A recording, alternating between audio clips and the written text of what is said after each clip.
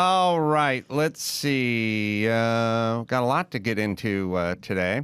We finally found that trailer for the Cop Buddy movie from the Man Show, season 2. I was wrong. It was earlier. Was it called Sloppy Joe? No. As soon as I heard the name, I was, oh yeah, because I think I named it this. It was called Ground Justice. It's good. Yeah. So.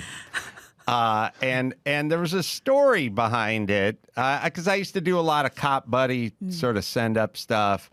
Had coffee and donuts. Those were the two oddball cop partners. Like Duncan detective. and Winchell. I was about to say you played Cop Buddies. Yeah, that was kind of funny. Yeah, coffee and donuts. The guy was named Charles Coffee. He was the uptight one. Sure. And then there was Johnny Dinetti. Because he always, in the Act 1, you have to go, Dinetti, get in here, so you can justify the name. And like Johnny Dinetti was the streetwise guy, ate all the junk food, And, so that was coffee and donuts. This was, I don't know, and was the singer, did we get something from Gio? Yeah, Gio says, first off, this all originated on Loveline. He said, singer-songwriter Poe was so enamored with the idea. Wow. Poe. Remember Poe? Yeah, what was her hit, Very Brian? 90s. Well, didn't she do this song with, wait, was she, I will go down with this ship? That's what's her face from the Eminem song. That's not Poe? No, or I have no idea. I have no idea. But, Poe, I get her mixed up with Jewel. Because they're kind of the same person. But anyway, go ahead, Max Fada. Early charting singles included Angry Johnny, Trigger Happy Jack, Help, and Hey Pretty. I was thinking of Dido. All right. Well, we'll see. I mean, look, Poe had a hit on K-Rock. Yeah, that's absolutely. what I know because she was on Loveline. Well, she was so enamored with the idea of coffee and donuts, she wrote a full feature-length script and tried to get Adam to read it. What? I don't remember reading it, but this is Ground Justice from season 2 of the Man Show, and it just reminded me. I feel like this is. I remember there was a gun handler, and I remember he's giving us a speech, and that's all I remember. Somehow tied it to the Baldwin thing. In a world that has a city where thugs rule the streets, only 2 cops have what it takes to take a bite out of crime. Freeze, punk! Veteran detective John Stonebreaker wants one last taste of glory.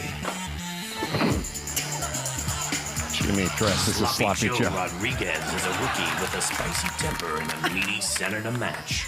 Eat me! Alone, Oh yeah, deadly. so we're firing the guns. Together, they're dynamite. Let's roll, Floppy!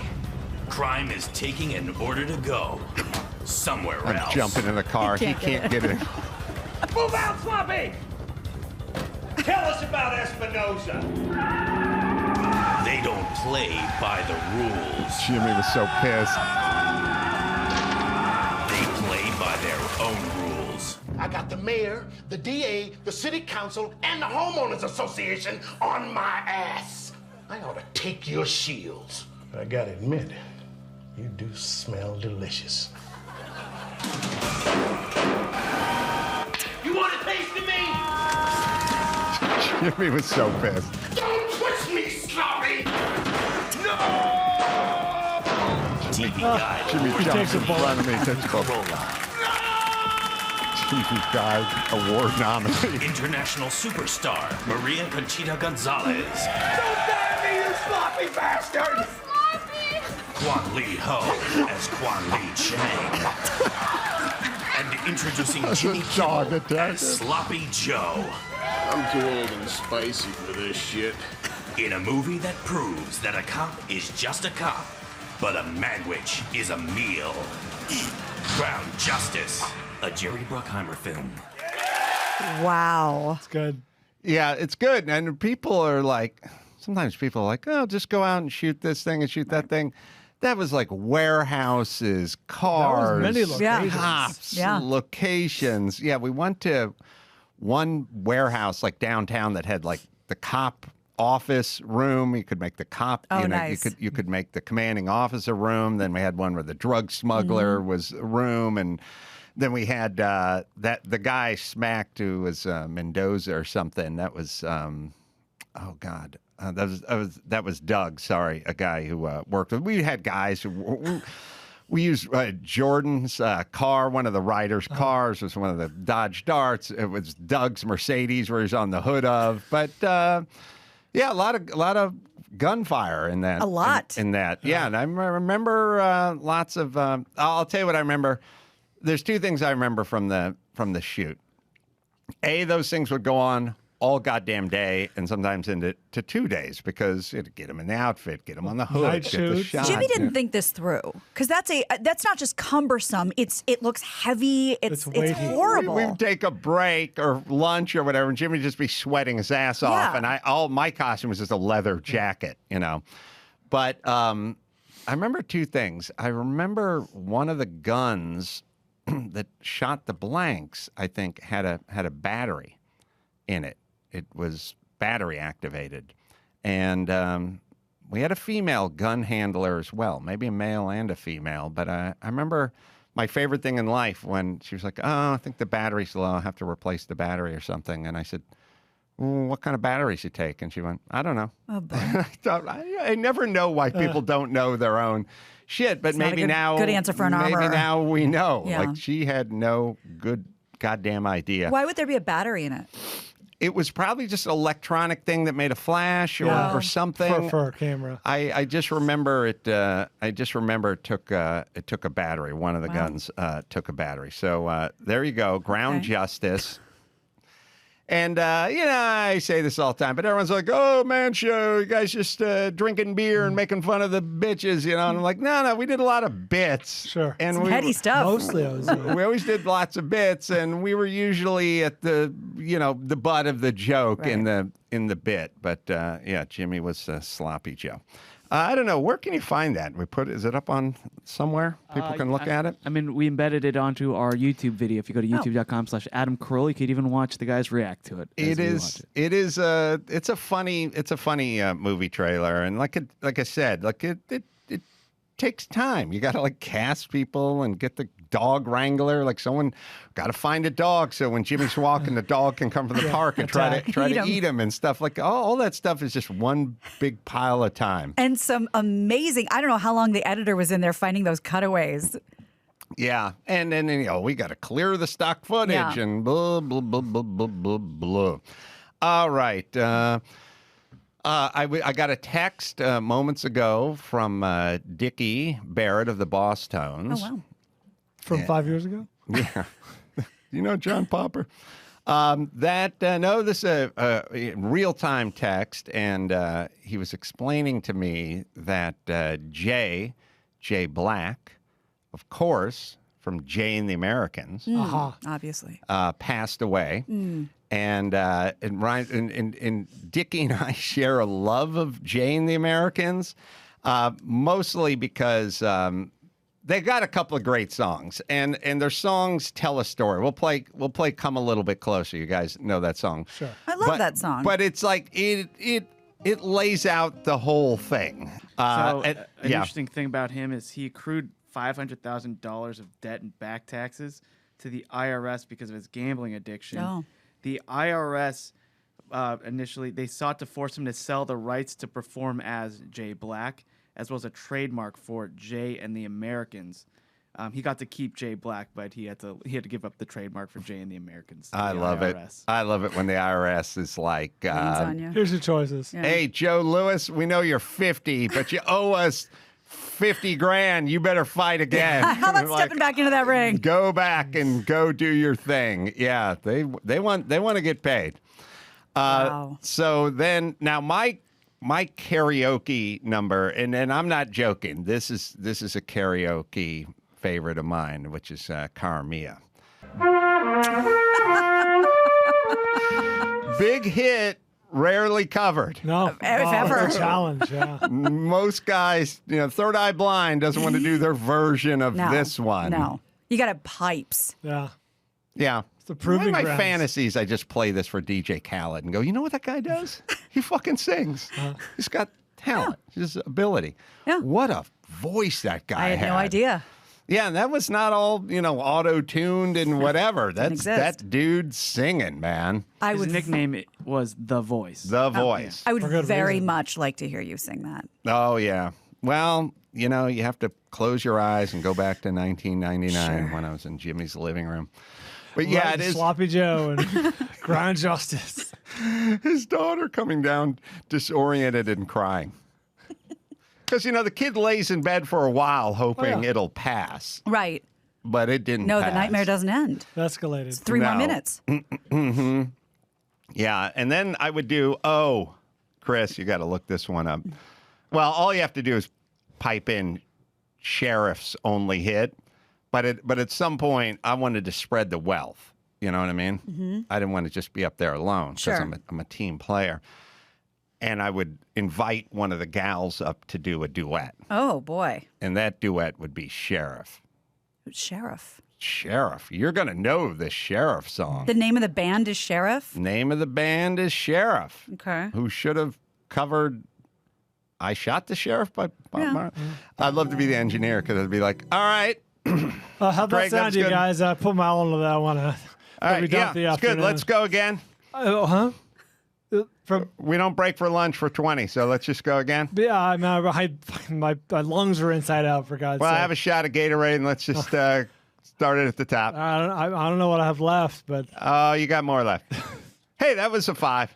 I don't know. That felt good to me. Hey, man, you want spins? You want Dawson to spin this on K101? Oh, what a dream that would be. Yeah, all right. Well, then we go again. Here we go. Gotta do what you gotta do. We want me to count you in? It's a long way to the top. We want to rock and roll. Here we go. All right. I was watching a show on Netflix last night. I don't know if you guys have seen it. It pops up when I turn on Netflix. I think it's a recent offering from Netflix. It's called Bad Sport. Oh, yeah, we were watching that. Oh, you're watching Bad Sport? Yeah, I walked in. Andy was watching it, and we watched the point shaving. And yeah, it's like horse doping and point shaving and all that kind of stuff. But one of the stories, as I was scrolling through, I was like, oh, Randy Lanier. Randy Lanier is a guy I met at my shop. He came by to visit. It was about 6-8 months ago. Little guy, diminutive little guy, sweet guy, older gentleman.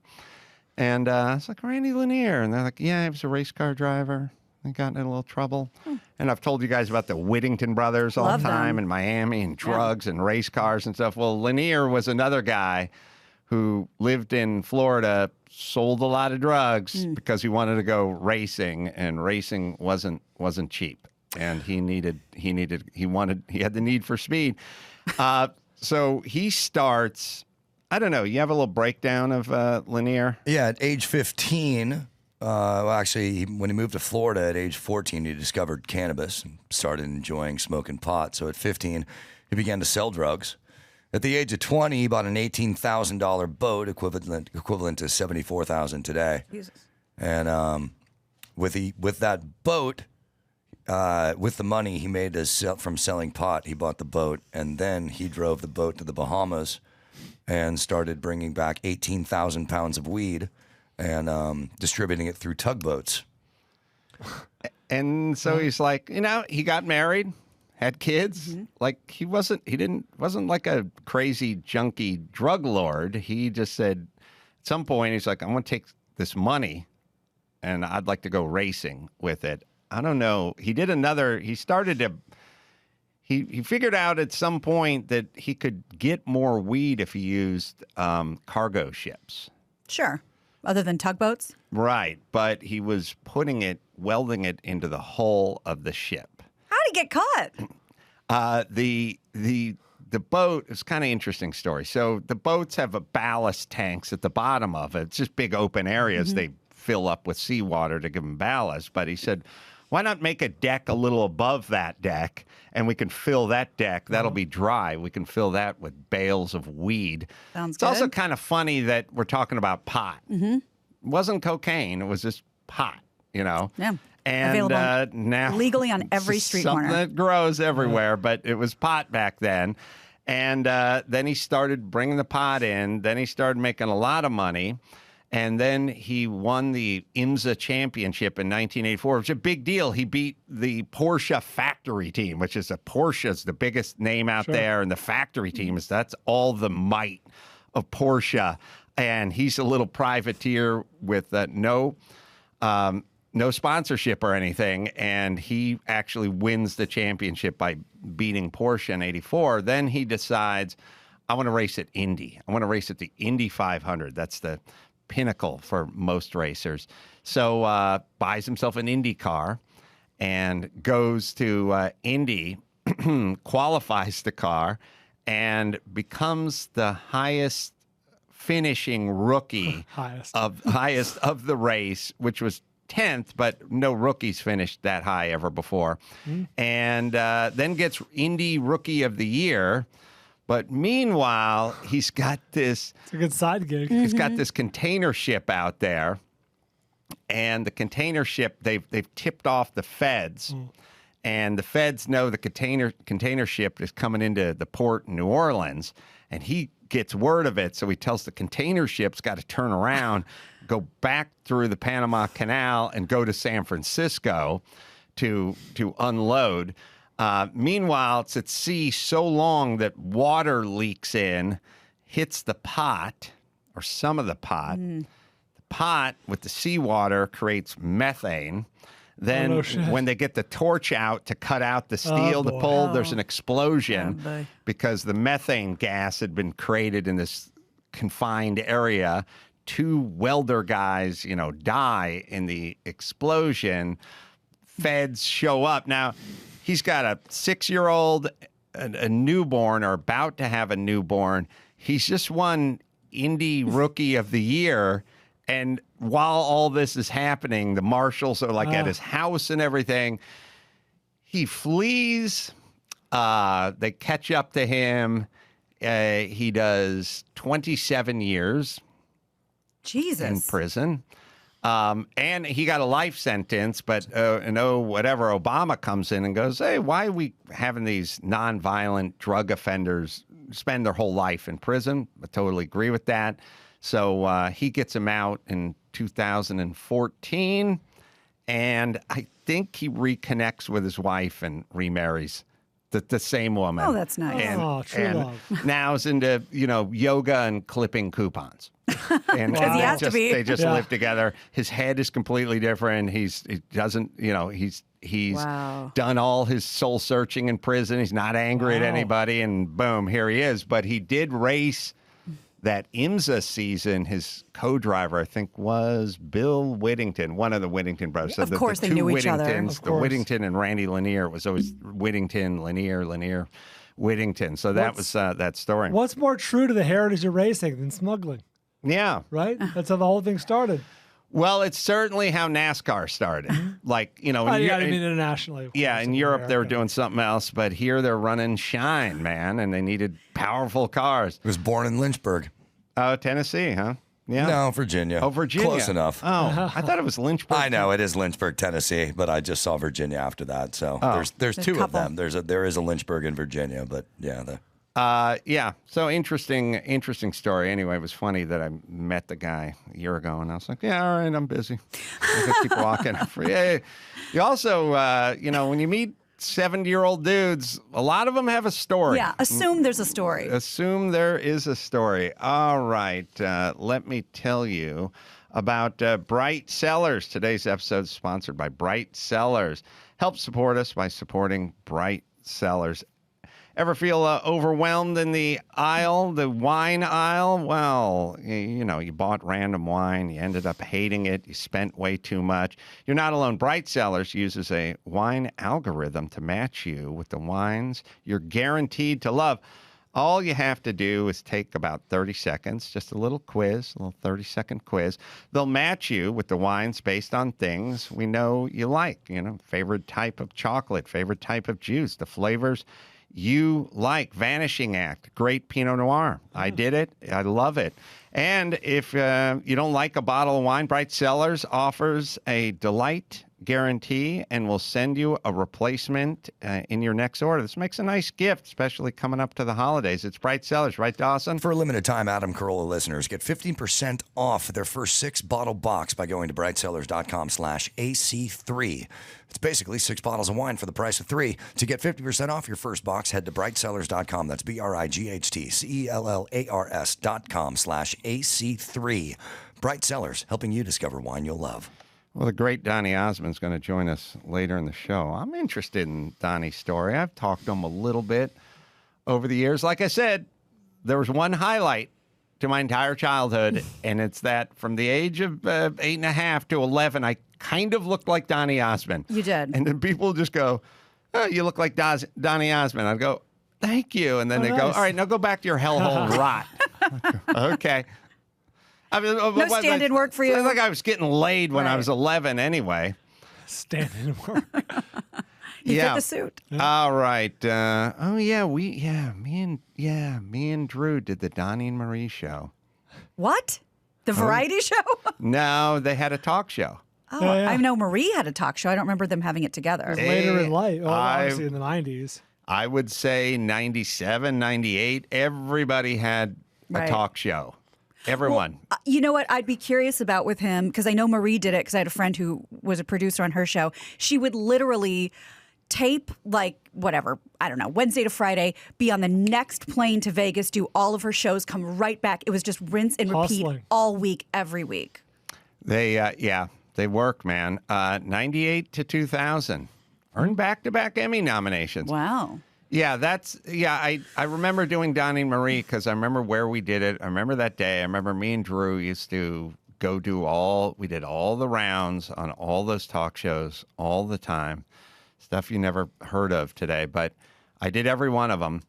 And I remember clearly that's what set the table for my Pam Anderson tirade. Let's call it a tantrum that I pitched a tantrum on the set of Loveline on MTV because when she's like super late. Yes, because days earlier, Drew and I were doing Donnie and Marie, and Dr. Drew, you tell him call time 12:30s. They were 12:28, wanting to know where everyone is. Like, well, how come we're not doing this? You know what I mean? Did we reschedule? Yeah, that's the show starts at 3. They're doing a monologue for 10 minutes, and they're bringing out their first guest. And you're not going anywhere for 3 hours. Right. But the lead guest was Pam Anderson, and she was not there.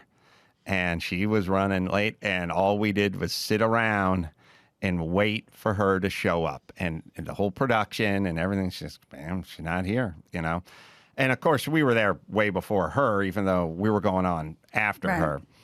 And about 3 days later, she was booked on Loveline, and we were gang taping 4 episodes, and it was the 3rd episode, and we couldn't start. She wasn't there, and I was like, fuck this. She makes everyone wait. Fuck this. We're starting without her. How much of that is her, and how much of that is her team? Booking her, overbooking. I just assume someone who's that popular at that point is just, they got him on 5 talk shows a day or something. Well, then you'd think the team would get her there. Yeah. No, but it's on them, I assume. Right. It's both. I've worked with people, but I've also had partners like, Dr. Drew and Jimmy Kimmel, who are just, you tell them a time, they're punctual. There way before they need to be there. You can do it. They're busy. And I had a fucking full-on meltdown because I said, we're starting. We're starting without Pam. We're going to start the show. And she'll show up or she won't show up. And here we go. And I yelled at everyone. I was pushing camera guys to get to your camera. Go to your camera. You were the Duke brothers. Turn those machines back on. That's right. I was running around just pushing. Here we go. They were like in the booth going, oh, Adam, we're guests on. I don't give a fuck if our guest is here. We're starting now. And we just started the show. And I said, Dr. Drew, you do a lot of rehab work. Enabling. It's a problem, right? And our guest, Pam Anderson, is running late. And she runs late often. And I don't want to be an enabler because I feel like everyone who waits for her, we just reinforce this negative behavior. So we're going to start. This is an on-air conversation? Yeah. And we're starting. And if she walks in, she walks in. And if she doesn't, she doesn't. But we're not going to be an enabler. And hopefully we'll break her of this habit. And then her publicist chimed in. And her publicist was like up in the booth. The booth was like, stop the filming, And I was like, no. And then it was like, Pam's publicist says. And I was like, oh, Pam's publicist says what? And then I got in this huge shouting match with the publicist, which is, I basically said, tell your goddamn client to start showing up on time. And she would say, it's not my job. Oh. It's not my job. And I go, whose fucking job is it? If not yours, whose? Right. I mean, you have, she's chronically late. She's holding up. She's costing people thousands of dollars. People are fucking sitting around with their thumb in their ass. What do you mean it's not your job? Talk to your client and explain to them they cannot be chronically late. And then it was a big argument. It was uncomfortable. It was on the best of, I remember. All right, but I predict Donny Osmond will be prompt.